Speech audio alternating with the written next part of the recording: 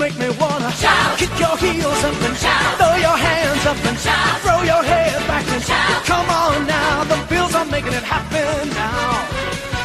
Stand up now, come on and shout. Yeah, yeah, yeah, yeah. All right, welcome aboard. Time to talk, as it obviously, Buffalo Bills football camp for rookies. Today, my friends, today, rookies report. Yes, football is underway. Today's broadcast brought to you by our friends at Cam's Pizzeria. You see them right above us there, where it is always love at first slice. Locations in Camillus and Oswego for over 40 years up there in Oswego. Boy Green was at their 40-year anniversary party. I'm sure they're going to make it to 50, Boy Green. You going to be there for 50? Yes, let's go. I'm sure you will. Any excuse for pizza, cannolis, and things of that nature, I'm in. Yeah. All right. Let's talk Bills football. We bring in one of our insiders from Cover One. It's Anthony Prohaska. What's up, Anthony? How are you? I'm good. Thanks for having me. I wasn't expecting the shout song to lead us in here, but I like it. I'm feeling the vibes. Yeah, I appreciate we're very it. musically, we're very musically inclined. I love it. Sure. We went for a long, long time on our radio show with a song of the day, and I think that really plugged us into music. So we're very musical now. We it. very much are. Everybody gets their own intro. It's fantastic. I like it. All right, let's talk Bills and let's talk rookies reporting. Let me just ask you a general question. How do you think the Bills performed in this past draft, and who are the rookies that you're going to be looking out for in camp here? I think overall, you have to applaud the Bills for going after, the biggest positions of need. I think you can argue, if you're anybody, like, did they select the right corner or the right defensive tackle or the right defensive end? Did they go in the right order? However you want to go about it. But I think on the whole, they really attacked their biggest positions of need. And I think they deserve, recognition for that. We'll see how it works out. And I think they're going to need a lot of these guys to work out. If you're looking at Max Hairston, he's in an ideal world penciled in as CB2. If he's not working out at CB2, are you, kind of seeing what Trey White can offer you? Is it Dane Jackson? Both those guys familiar with the system, old hands at it, but, reliable, responsible for Sean McDermott. And then you kind of kick it into the inside. TJ Sanders, who they take in the second round, Larry Ogunjobi, their free agent defensive tackle they signed, suspended for the first 6 games. So you're looking at TJ Sanders probably being like defensive tackle 3 for those first 6 games. When Ogunjobi comes back, definitely in the top 4 mix. The Bills rotate a lot. They're going to need him to play some meaningful snaps. And then Landon Jackson, who they take in the third round, edge is another position. Michael Hoyt suspended for the first 6 games. Joey Bosa's already hurt. What are you getting from AJ Epinesa? How much does Landon Jackson have to play? What kind of hat does he have to wear? And then throughout the rest of, the draft, I think they did a good job just attacking, again, positions of need, adding some depth. I think Dorian Strong was an interesting pick from Virginia Tech. He kind of ticks all of their archetype boxes at the cornerback spot.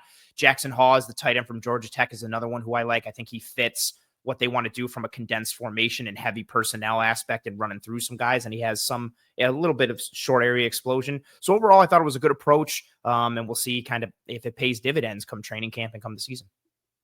Anthony, one of the rookies you didn't mention, and I know he's a favorite of one of your Cover One buddies, is Deion Walker. What a big human being. What do they put on the jersey? Large human. Large human. That's what he got for that mountain of a man who could be cast in the spin-off series of Game of Thrones. He's a guy that, if Bills fans are just listening in here, was he was a first-round pick projection in mock drafts a couple of years ago, and we're like, whoa.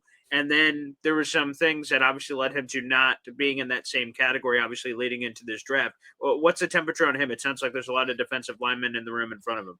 Yeah, there are. And it's a decently crowded room, even with Ogunjobi being suspended. You've got Dwayne Carter coming back from last year. You've got Sanders. You've got Ed Oliver. You've got Daquan Jones. But I think the biggest thing with Deion Walker, for me at least, right, is you've got that lower back injury, that spinal. I went through it so much after the draft, and now I can't remember the exact thing, but essentially he has like a condition in his spine or lower back that has to be managed. And that's not good in general, but especially for a large human and a mountain of a man who weighs a lot, you want those parts of your body to not give you pain or discomfort. And so Brandon Beane talked about it when they drafted him, kind of getting that under control, managing him a little bit. And the Bills have, no jinx, a really great, physical therapy team, medical team in terms of keeping guys healthy, getting guys healthy. And so I just kind of, I don't include him in conversations purposefully, but I think he's just a bit of a wild card. what does that back look like? Does he start out on the pup? Does he take essentially a redshirt year in the league until they get that under control? Not to mention some of the weight issues. I think in general, even without the back injuries, he has to kind of reshape his body a little bit. He has to go through some body recomposition. And that's without considering the back injury. So even more so considering the back injury. I just think there's a lot of work to be done physically to get him ready to be a meaningful contributor to the NFL, especially given his style, bigger dude, but he plays more like a 3-tech. He's a penetrator. He's a moves guy. He lines up all along the defensive line on the Kentucky tape. And he's got a bit of a leaner frame or leaner lower body in his frame, thin legs. So you got to change some of that weight proportion, got to change some of the body composition, get that back healthy. And I just don't know if an NFL offseason is going to get that done. I think he's a guy that maybe we see some flashes in camp, but it wouldn't surprise me if he essentially kind of had a red shirt type of rookie year and they're playing the long game with him. And Anthony, just to clear that up, that is pars defect, a fracture between two vertebrae in the spine that happened during the 2024 season. Or as I like to use the Scrooge reference, you were looking for the SS Minnow is nice. What we were looking for there. Nice. That one. So nice. I saw you starting to type when I was speaking, and I said I couldn't remember it. Now in my head, I was like, he's looking it up, and I really hope that's what he's doing. So thank you. Paul's a very quick researcher, Anthony. That was one of his. Always when I was talking on the radio, it's always lovely to have a partner. And always when I was talking on the radio, I'd be like, look that up for me while I'm continuing with my thoughts because I need the stat. I don't have it in my head. Paul's really good at getting them quickly. So good job, Paul. Good job. Yeah, and I will just say one of the reasons why, as soon as you said it, is one of my Jets draft crushes was Deion Walker before the draft. So I remember in the Beast, shout out to Dane Brucker, had that in his piece for the Beast, which was a Bible we all reference part of the draft process, and he was one that I love. But that you hear that pars defect and hear the seriousness of what it sounds like. You're like, oh boy. Yeah, you hear defect, and defect is a scary word, and especially like you don't want that for anybody. But then it's like the lower back for a huge guy. Like you don't like back stuff is scary in general, let alone for a dude who's like 340 plus pounds. Yeah, 100%.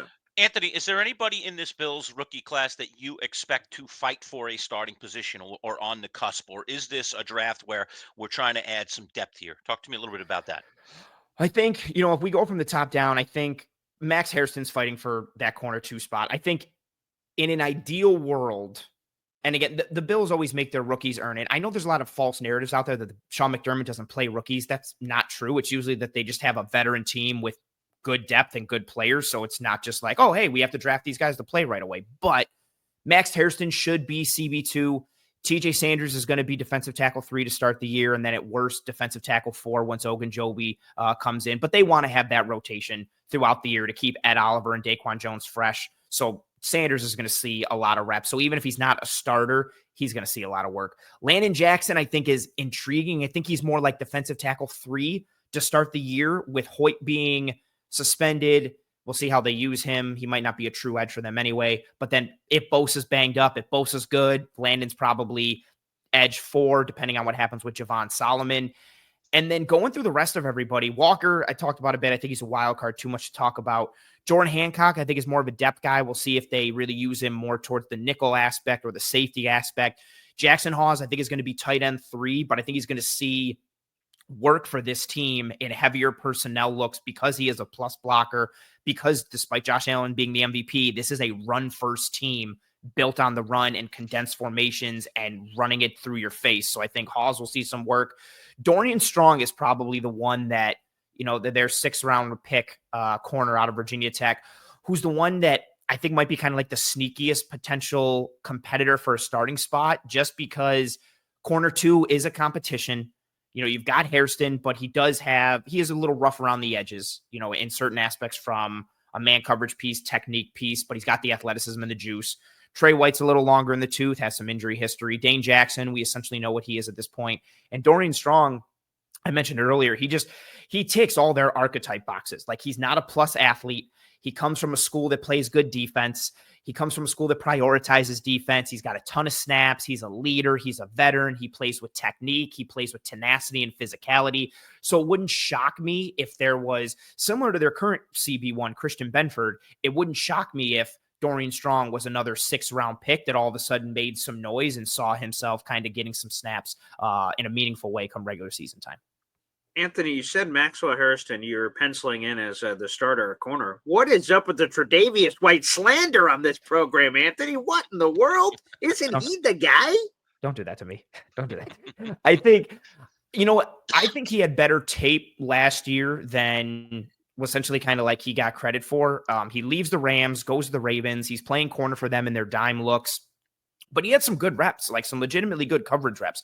I think at this point, it's just, is he fit to be a CB2, even though he fits the Bills defense and what you want, but you know, where he is in his career, the miles on the tires, the injuries that he's had, I don't know if he's ready for that type of snap share and workload. And I also don't know if you want to count on him for that. I think having him as more of a depth guy to use when needed, and especially considering, you know, the type of fires you're going to have to fight in the AFC and in the Bills schedule in general, having a bit more athleticism and a bit more juice on the outside with Hairston, I think is something they're kind of gravitating towards. And Trey has always been he's never been an athletic marvel. Everything has been technique based and footwork and hand usage and body positioning. And the miles on the tires and the injuries, I think, compromise that a bit. So I think he's more of a depth guy because of the questions around him. But if he starts to show more flashes because he's another year healthier, like I don't think it's out of the realm of possibility at all. So, Anthony, what you're saying is you don't believe in Tre'Davious White. That's nice. A little word salad. I get it. I get it.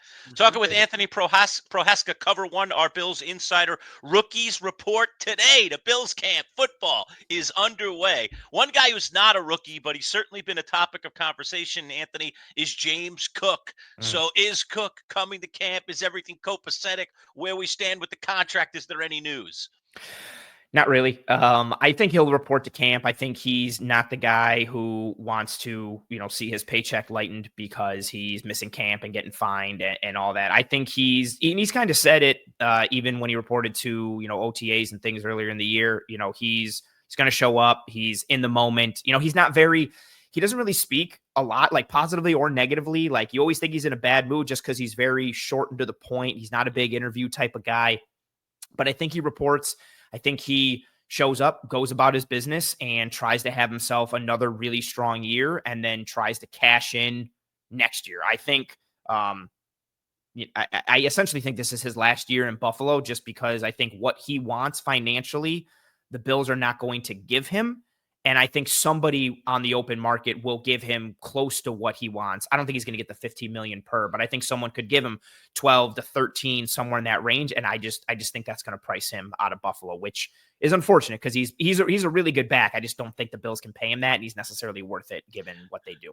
Do the Bills not remember the days of Singletary, Cook? Singletary, Zach Moss. You know, They got a guy now. You get a guy. You don't let him go. You keep the guy. What's going on?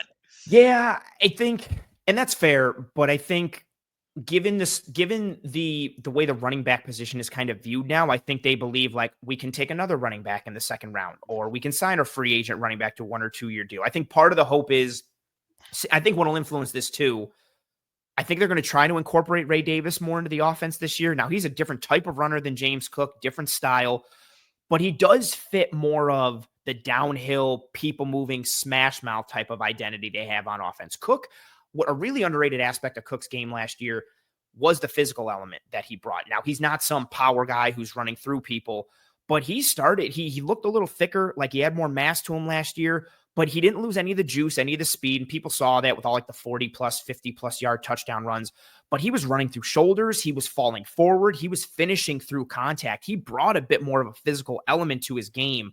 And he really is a perfect fit for this offense. He fits the scheme. He also plays above it because of the juice and speed and vision that he has.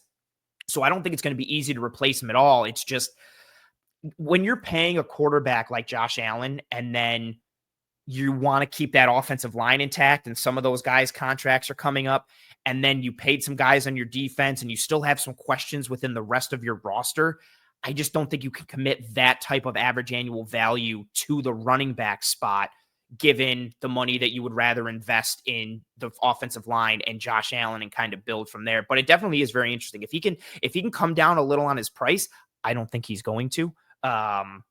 it'll be really interesting because, again, like you said, like he's aside from Josh Allen on that offense, I think the offensive line is the best piece of the offense aside from Allen, but Cook is the best weapon. It's either him or Shakir. Shakir had a great year last year, but Cook is very, very valuable. And I think a lot of fans are just writing him off as like, oh, we have this great offensive line, just replace him.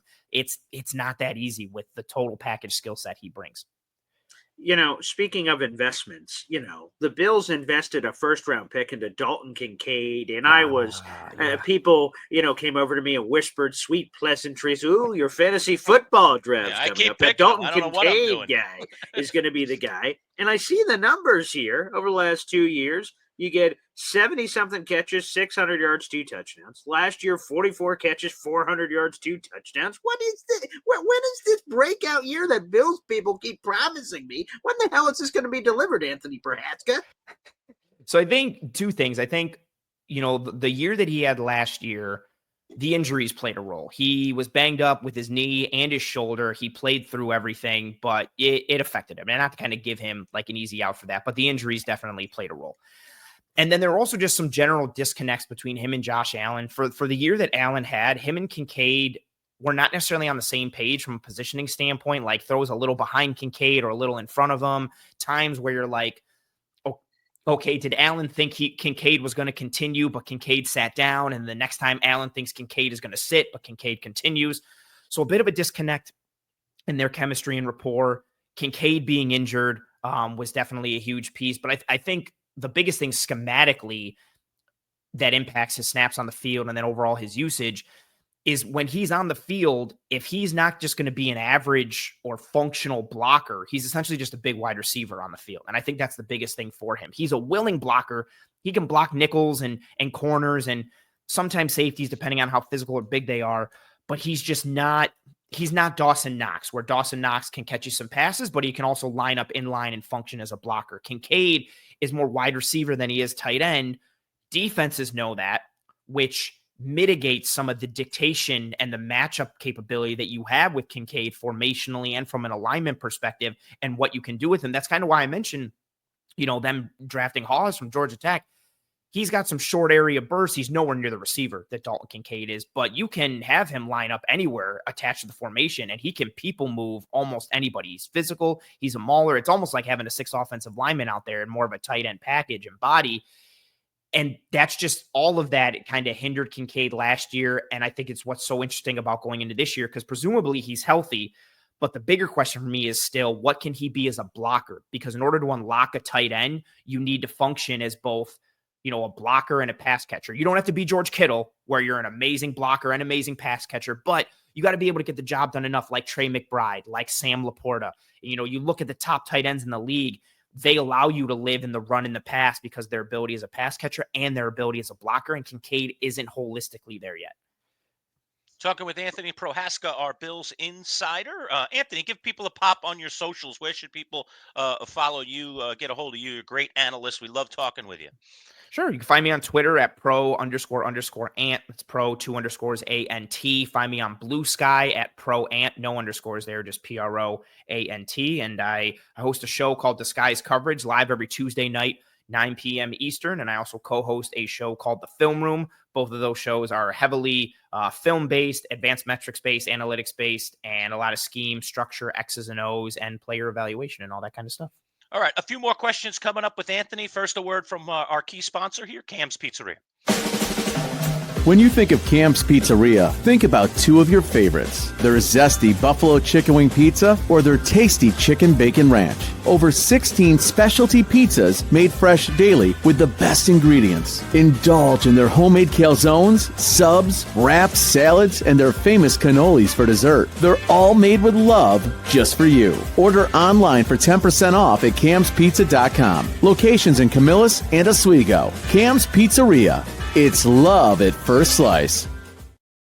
I saw you there, Paul, digging into a slice. Was that pretty good? That was pretty good. And here's the thing, Lerch, that, and this is what Tony Calacapetta says about his pizzas. Well pronounced. Very nice. Thank you very much. It's, God delivered, I signed. Not an easy name. It's not. But I will tell you this. Tony will tell you this, that his pizza is only as good as its ingredients. So I take that to the Buffalo Bills. That's true. A team is only Nice as good transition. as the pieces that have been put together for this roster. And I go over back to you, Anthony, here. Do the Bills have better ingredients this season than what they had last season heading into the year, in your opinion?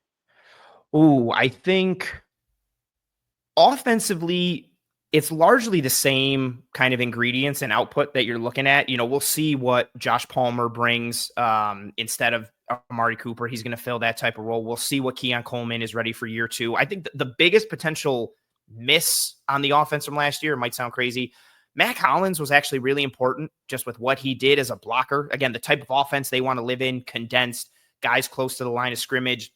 He was a receiver that could block linebackers and nickels and corners and also kind of give a defensive end some issues and battle, but then also catch some passes and get downfield a little bit. So how they replace that role. But overall, I think the offensive ingredients are fine. We'll see if it's better, this year, because they have a couple new pieces and see if some guys can jump. But the core of Josh Allen, the offensive line, the run game, Joe Brady, that's all intact. We'll just see if the, overall pizza comes out better.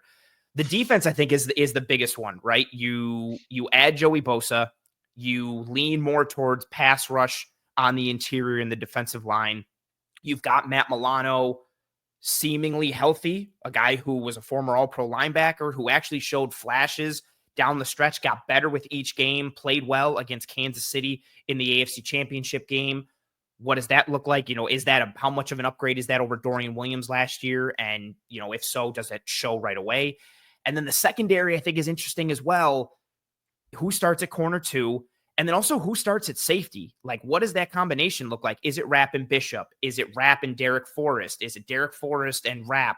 Does DeMar Hamlin continue to get a spot somehow? I think the pieces at safety don't necessarily fit together. So I'm interested to see how the players are fine individually, but as a group, I don't know if they necessarily complement one another for any safety tandem or grouping. So it's very interesting. I think the defense is the biggest question mark. Like, I think the defense is like a pizza, like someone came out with a new pizza and added a bunch of different toppings. And you're like, is that going to taste good? And then you bite into it and it's either like, wow, I wasn't expecting that. That's really good. Or it's like, oh no, this is terrible. Why would you put this on here? So I think it's a question on the defensive side of the ball. Tony is a big experimenter, so that could happen at Cam's. I love the pizza analogy. Has Buffalo, we saw them a couple of years ago, right? A few years back, go out and get a number 1 receiver in Stephon Diggs. They're past that chapter now. And my question is, have they done enough at the wide receiver position to complement, their MVP quarterback? Are they doing enough to get what every Buffalo Bills fan wants, and that is the ring? That's a very good question. I think if this was a team that was going to throw the ball 35 to 40 times a game, if this was the Brian Daboll offense from 2020 or 2021, I would say no. I don't think they have the receiving core to live in spread and chuck it all around and just cause you problems.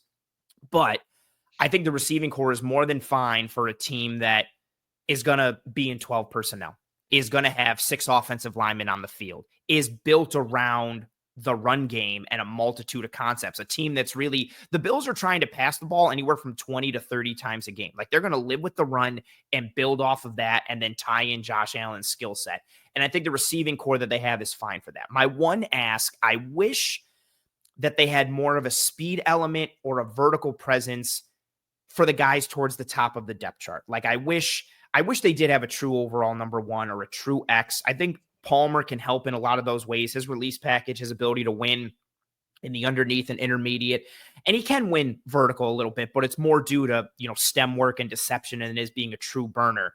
I think they've done a good job kind of building out the proverbial basketball lineup at wide receiver, where you've got a point guard, a 2-guard, small forward, power forward, and a center, and all these guys. But I wish there was somebody towards the top that had a bit of everything all together. Like, Khalil Shakir is their best receiver, but you know what you're getting from him from a role and a usage standpoint. I wish they had more of the prototypical X guy who could win with route running, some size, and some speed. I think they're missing that guy that is kind of the total package, but it's not the end of the world considering they're a run-first team, how they're built. And Joe Brady knows how to use these skill sets that they brought in at wide receiver and tie them into the run game. Honestly, for me, the biggest question at wide receiver is, do they have enough of a vertical presence? And 2, which one of the wide receivers, or is it a tight end that fills the Mac Hollins role? Because that's a big one for me with how Yeah, it's they need a closer. In other words, they need a guy to take the game-winning shot, to extend your basketball analogy. Yeah, I agree with that. Go ahead, Paul. Yeah, I would say, Anthony, one of the things that you've just championed is disguised coverage. That's one of the shows that you host. So I take this, Anthony, to you. Who is the player that is disguised coverage? The people on the outside, they're not really sure. They're looking in the club and they're like, wait, good, bad, indifferent? Is there someone that's disguised? They're much better than the perception of them is outside of the building. Oh, that's a really good one. I'm going to say, okay, I have one. So he's more recognized now with Bills fans, but I think nationally he's still very much slept on and not talked about enough. Christian Benford, their number one corner. Even at this point last year, I had him on my list as one of like the top breakout guys for 2024. And I had Bills fans who were like, he's good, but he's nah. Like I had Bills media people telling me that none of the other teams in the AFC East would trade any of their corners for Christian Benford. Like that's kind of how he was viewed at this point last year. Now, I think he's at a point, for some people, he's a legitimate top 10 corner. I think he's right on the cusp, anywhere from like the 7 to 11 range. Corner's tough to rank nationally or league-wide because you got to take into account scheme and responsibility and role. Do you got guys traveling? How much man are you playing? What type of zone are you playing? It's so hard. It's not like an apples to apples conversation, but Christian Benford has just become a very solid overall corner and a guy who doesn't really have any deficiencies. He's not sexy in any way. He doesn't have elite speed. He's not some amazing ball hawk or playmaking guy. He's just sound in almost everything. He's got some size. He's got some frame. He's got some speed. He's got some burst. He's a tremendous tackler. He plays the run great from an assignment perspective and a finishing standpoint. He's got good feet. He's got good hips. He's got good hands. He's got enough size to match up with the bigger receivers at 6'1", over 200 pounds. But he's also got enough speed to cover Brian Thomas Jr. and Tyreek Hill downfield. He knows how to use his body and cut guys off and shield them and get to the ball. I think he's grown as a big-time favorite within the Bills community. And a lot of Bills fans now correcting for last year, like I'm getting yelled at because I'm saying he's not a top 5 corner on my shows. He's top 5. He's amazing. But I think nationally he's very much slept on, and he's the guy that it should be talked about more when it comes to this team, especially from the defense. And a quick follow on that. That's a beautiful segue into Hard Knocks, because that's what the Bills are going to get. That all of these stories that are inside the Bills' walls, at the Bills' water cooler, oh, this guy, pretty good. Hard Knocks is about to put a camera and a spotlight on a lot of these players. Maybe Bedford is the answer. Maybe there's another answer here. Who are you most excited about to get the national spotlight that deserves some conversation, whether it's based on their play, maybe personality, that Hard Knocks is going to reveal the rest of the NFL is about to fall in love with? Oh, good one. I think from a player standpoint, he's already kind of here a little bit. I think we talked about it the last time when I was on the radio with you earlier in the offseason. I think Deion Dawkins is going to be a big national one for a lot of folks. He's extremely charismatic, presents himself really well. He's funny. He jokes a lot, but he's also like a good player. Like he's become one of the top 10 left tackles or tackles in general in all of football, but he's very, very charismatic. Like I think he's a guy who like the HBO production team is going to be like, oh, we got to film something for the next hour. It's like, let's just follow Deion around and kind of just see what happens. And what Yeah, exactly. Like he'll do something and that'll work out. I think he's a good one. Keon Coleman, I think already has a lot of national love because of how he was last year in the pre-draft process, but you might get some more of that this year. But I really think it'll come down to Deion Dawkins. And I think the offensive line in general, I think, Connor McGovern does a lot of cooking stuff. Like he bakes and makes pizzas and all these different concoctions and creations, I think. And he hosts the team and a lot of the guys like weekly to feed them and do different stuff at his house. I think that's going to get mentioned and brought up. So I think a lot of the offensive line is going to get some shine from, one, because they're a really good unit, but two, they've got some characters and some stuff that you can lean into from a non-football perspective. Anthony, I'm a diehard Knicks fan. All right. Okay. Now I'm going to take you back an era in Knicks history. All right. We got Patrick Ewing as the number 1 overall draft pick. And then like a year or two later, Pat Riley joined us as a head coach, a guy that already had, I think, 3 rings on his finger at the time. and the hopes were through the roof. I mean, Knick fans like myself, I went out and got season tickets. 7 years I endured losses to Michael Jordan, Reggie Miller and company. Michael And- Jordan again. And we were always, and again, and we were always on the precipice, but we couldn't get to the finish line. We man. got our one chance in the final. Jordan's not even in basketball. He's over there playing baseball. And, we end up getting Hakeem Olajuwon and the Rockets. Yeah, and, man. not a good matchup for Ewing. And, the rest they say is history. John Starks doesn't make a single shot practically in the seventh game of that thing. And we go down in flames once again. So I ask you, the Bills have their history and we can't change history, but what everyone wants is a championship. What should Bills fans' expectations be going into this season? I think expectations are for them to be one of the best teams in the AFC and have a chance to get to the Super Bowl. It's just going to come down to, I hate saying this, but I'm not a big Ric Flair fan at all, but I love the Ric Flair quote. Yeah, I think he's overrated as a wrestler. He can only wrestle one type of match. Every Ric Flair match is the exact same thing. Yeah, the pretty pacing, much. the style. If you've seen one match, you've seen them all. Exactly. He does that. Oh, it's funny. Yes. Yada, yada. Let alone some of the out of the ring stuff, which is not ideal. But his quote of, to be the man, you got to beat the man. Mm-hmm. And I've been saying for a couple of years, I thought the best team in the AFC was the Baltimore Ravens. They just can't get out of their own way in the playoffs. They shoot themselves in the foot against the Bills and against the Chiefs. The Bills can't seem to get past the Chiefs. And lo and behold, every year, even if they don't look like they're the best, the Chiefs just find a way to get to the Super Bowl. So until somebody dethrones the Chiefs in the AFC, I'm going to keep picking the Chiefs to come out of the AFC and represent them. Yeah. But I think Bills fans should expect another deep run into the playoffs. And it just comes down to, when do you meet Baltimore or when do you meet Kansas City? Hopefully, those two teams play each other in the second round and you're looking at an AFC championship game with one of those two. But if you're playing the Chiefs in the divisional round or the wild card or Baltimore in the wild card or divisional round, it could potentially be curtains for you because the Chiefs have had your number. The Ravens aren't a good matchup for the Bills or really a lot of teams because of how their roster is and how they operate schematically. But I think it's fair to expect championship aspirations for this team, depending on how the seeding shakes out. This is a team that should win the AFC East, that should make a deep run into the playoffs, and could very easily represent the AFC in the Super Bowl, just like they could have last year or potentially the year before. They got to stay healthy. They have injuries at the wrong time. But yeah, I think Super Bowl is definitely on the menu for this team this year, like it has been the past couple, and we'll just see if the stars align. All right. Anthony Prohaska, always so much fun talking with you. I love your analysis. I love the way you break down the Bills. So thanks for spending a little time with us here on the podcast. No, I appreciate you having me. Thank you very much. Enjoy the rest of your Tuesday. And anytime you want me, you got me. And if you want, you can dance with us. We'll send it out one more time with it. It happened now. Hey, hey, hey, hey, hey, hey. Let's go, Buffalo. Let's go, Buffalo. Let's go, Buffalo. Let's go, Buffalo. The Bills make me wanna shout. Beautiful. All right. Bravo. All right. Thank you, Anthony. Enjoy. Take care of yourself. Have a good one.